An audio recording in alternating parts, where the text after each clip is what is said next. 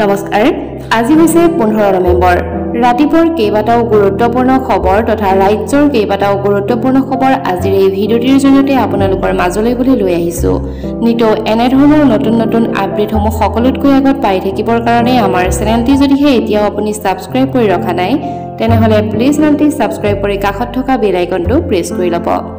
আজি দিবলৈ লৈছো প্ৰথমটি খবৰ এই খবৰটি হৈছে অসম তথা ৰাজ্যবাসীৰ বাবে এটা গুৰুত্বপূৰ্ণ খবৰ আহি গল ধন লাখ লাখ মহিলাৰ মুখত বিৰিঙিছে হাঁহি আৰু হাঁহি ধন বিতৰণৰ প্ৰসেসিং ইতিমধ্যে অব্যাহত আছে মুখ্যমন্ত্ৰীয়ে বিতৰণ কৰিলে ধন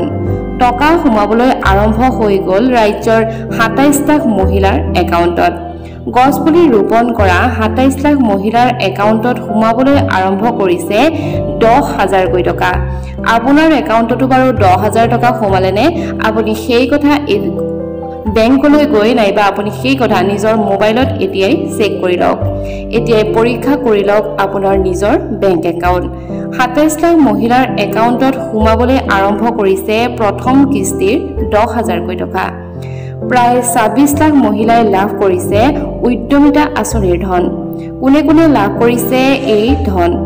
প্ৰকাশ পোৱা তালিকাখন আপোনালোকে এবাৰ পুনৰ চাই ল'ব পাৰে আপুনি নিজেও পৰীক্ষা কৰক আপোনাৰ নিজৰ বেংক একাউণ্ট আগবাঢ়িছো পৰৱৰ্তী খবৰলৈ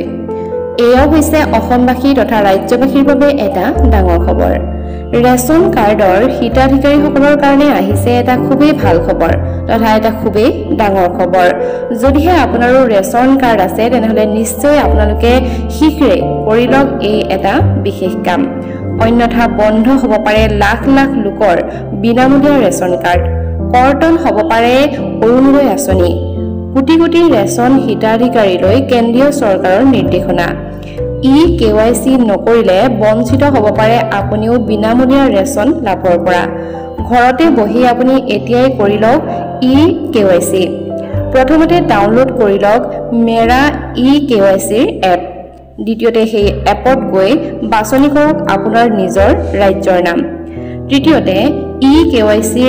ফৰ ৰেশন কাৰ্ডত আপোনালোকে ক্লিক কৰক আৰু ইয়াৰ পাছতে ৰেশন কাৰ্ডৰ নম্বৰ আৰু আধাৰ নম্বৰটো আপোনালোকে অন্তৰ্ভুক্ত কৰক OTP অহাৰ পাছতে আপোনাক সকলো পৰিষ্কাৰ পৰিচ্ছন্ন হৈ পৰিব পৰিয়ালৰ প্ৰত্যেকগৰাকী সদস্যই লাভ কৰিব বিনামূলীয়া ৰেশন যদিহে আপুনিও এই কাম কৰা নাই তেনেহলে খুব সোনকালে এই এপত গৈ আপোনাৰ KYC খুব সোনকালে কৰি লওক কাৰণ নাম নথকা সদস্যসকলৰ নামও অন্তৰ্ভুক্ত কৰিব পাৰিব এতিয়াৰে পৰা ৰেশন কাৰ্ডত ৰেশন দোকানীৰ হৈতে ইয়াৰ বাবে আপোনালোকে প্ৰথমতে যোগাযোগ কৰিব লাগিব কাৰণ লাখ লাখ ৰেশন কাৰ্ড ইতিমধ্যে কৰ্তন হ'বলৈ গৈ আছে ৰেশন দোকানীৰ হৈতে আপোনালোকে খুব সোনকালে যোগাযোগ কৰক আৰু আপোনাৰ ৰেশন কাৰ্ডখনো এই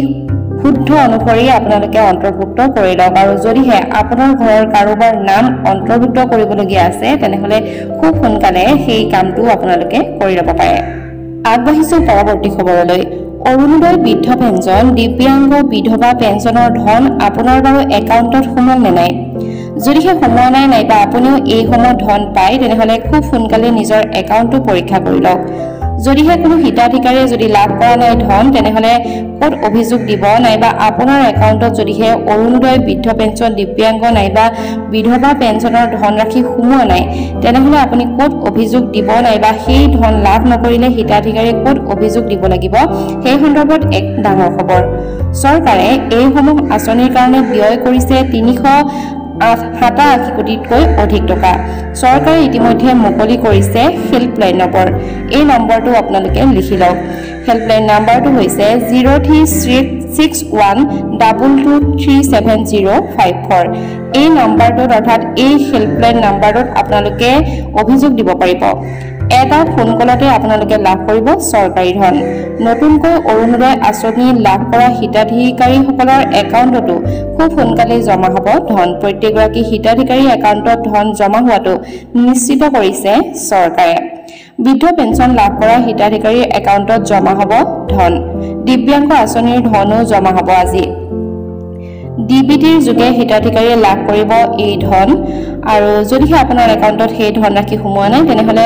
উল্লেখ কৰা সেই হেল্পলাইন নম্বৰত আপোনালোকে নিশ্চয়কৈ অভিযোগ দাখিল কৰিব পাৰে দিছো পৰৱৰ্তী খবৰ দেশৰ লাখ লাখ কৃষকৰ কাৰণে আহিছে এটা খুবেই ভাল খবৰ দেশৰ লাখ লাখ কৃষকৰ একাউণ্টত শীঘ্ৰে সোমাব ধন চৰকাৰে ধন বিতৰণৰ কাৰণে সাজু কৰিছে ইতিমধ্যে তালিকা আপোনাৰৰ নাম অন্তৰ্ভুক্ত আছে নে নাই সেই সন্দৰ্ভত আপোনালোকৰ এক ডাঙৰ খবৰ দিছো এই মাহতে আপোনালোকে কৰি লওক এই কেইটা নাম যদিহে আপোনাৰো নাম নাই যাইবা আপুনি আগতে ধনৰাশি পাইছে তেনেহলে আপোনাৰ নামটো আছে নে নাই আপুনি এনেকৈ চাব পাৰিব অন্যথা বঞ্চিত হ'ব পাৰে ধনৰ পৰা যোগ্য হিতাধিকাৰীৰ পৰিৱৰ্তে অযোগ্য হিতাধিকাৰীয়ে ঘূৰাই দিব লাগিব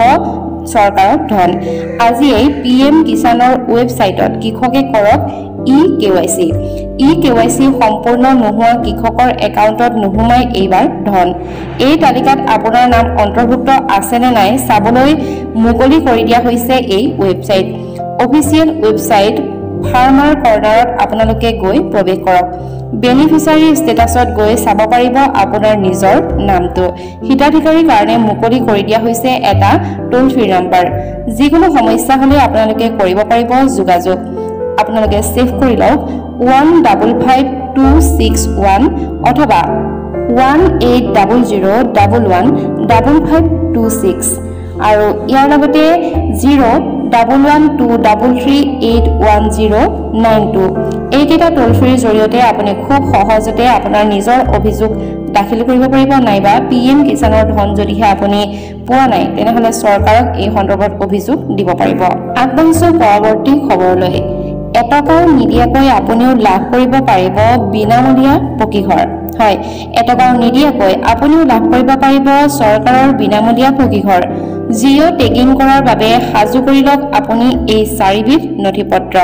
যদিহে আপুনিও পকা ঘৰ বিচাৰি আছে তেনেহলে খুব সোনকালে লাভ কৰিব পকী ঘৰ এখন ৰঙীন ফটো বৰ্তমান আপুনি থকা আপোনাৰ যি কেঁচা ঘৰ আছে সেই কেঁচা ঘৰৰ এখন ফটো আধাৰ কাৰ্ড আৰু ৰেচন কাৰ্ডৰ লগতে এটা বৈধ সক্ৰিয় ফোন নম্বৰ আৰু এই চাৰিটা যদিহে আপোনাৰ ওচৰত আছে তেনেহলে খুব সোনকালে আপুনিও লাভ কৰিব চৰকাৰে বিনামূলীয়াকৈ দিয়া পকী ঘৰ এই চাৰিবিধ নথি হলে আপুনি কৰিব পাৰিব জিঅ টেগিং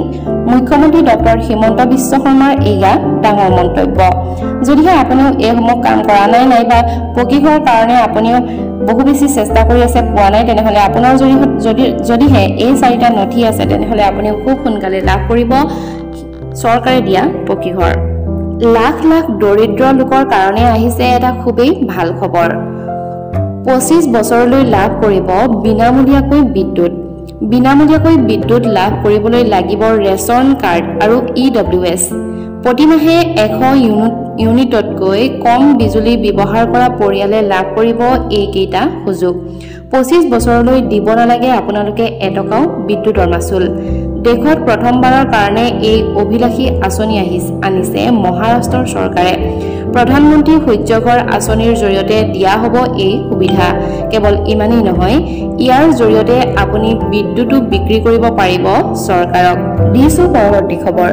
বিহাৰতকৈ অসমৰ ফলাফল আৰু ভাল হ'ব আমি ভাবিব নোৱাৰা ধৰণে অসমত জয়ী হ'ম বিহাৰৰ জংগলৰাজৰ সলনি মংগলৰাজৰ প্ৰতিফলন হৈছে বিজেপিয়ে কৰে বিকাশৰ ৰাজনীতি আৰু কংগ্ৰেছে কৰে বিনাশৰ ৰাজনীতি বিহাৰৰ নিৰ্বাচনী ফলাফলক লৈ ৰাজ্যিক বিজেপিৰ সভাপতি দিলীপ শইকীয়াৰ এই প্ৰতিক্ৰিয়া সপোন পূৰণ হল আনন্দ মিশ্ৰৰ এতিয়াৰে পৰা বিহাৰৰ বাক্সাৰ সমষ্টিৰ বিজেপিৰ বিধায়ক হল প্ৰাক্তন আইপিএছ বিষয়া আনন্দ মিশ্ৰ কংগ্ৰেছী প্ৰাৰ্থী সঞ্জয় কুমাৰ তিৱাৰীৰ বিৰুদ্ধে জয়লাভ বিজেপি প্ৰাৰ্থীগৰাকী অসমে হওক নাইবা বিহাৰে হওক ৰাইজে কেতিয়াও চেঙেলীয়া যুৱকৰ হাতত ৰাজ্যৰ শাসনভাৰ অৰ্পণ নকৰে বিহাৰত বিজেপি মিত্ৰজোঁটৰ চমকপ্ৰদ বিজয়ে নৰেন্দ্ৰ মোদীৰ প্ৰতি থকা আস্থাক পুনৰবাৰ প্ৰতিফলন কৰিছে লগতে কংগ্ৰেছৰ যে ভৱিষ্যত নাই সেই কথাও নিশ্চিত কৰিছে বিহাৰৰ নিৰ্বাচনী ফলাফলক লৈ এই প্ৰতিক্ৰিয়া কৰিছে অসমৰ মুখ্যমন্ত্ৰী ডক্টৰ হিমন্ত বিশ্ব শৰ্মাই জুবিন গাৰ্গৰ মৃত্যুৰ তদন্তক লৈ গুৱাহাটী উচ্চ ন্যায়ালয়ৰ শুনানি 17 ডিচেম্বৰৰ ভিতৰত তদন্তৰ অগ্ৰগতিৰ খতিয়ান দিবলৈ চৰকাৰৰ নিৰ্দেশ এপিডব্লিউৰ সভাপতি অভিজিৎ শৰ্মা আৰু পলাশ ৰঞ্জন বৰুৱাই দাখিল কৰা ৰাজহুৱা স্বাৰ্থজনিত আবেদনৰ ভিত্তিত এই নিৰ্দেশ জুবিন গাৰ্গৰ মৃত্যুৰ সন্দৰ্ভত গুৱাহাটী উচ্চ ন্যায়ালয়ত 4খন লেখ আবেদন সেই লেখ আবেদন আজি শুনানি গ্ৰহণ গোচৰটোৰ পৰৱৰ্তী শুনানিৰ দিন হৈছে 17 ডিচেম্বৰ মাহৰ প্ৰথম সপ্তাহত ন্যায়ালয়ৰ চাৰ্জশ্বীট দিয়াৰ কথা জনাই চৰকাৰী পক্ষই SITয়ে প্ৰতিবেদন নিদিয়ালৈকে এই বিষয়ৰ হস্তক্ষেপ নকৰে গুৱাহাটী উচ্চ ন্যায়ালয়ে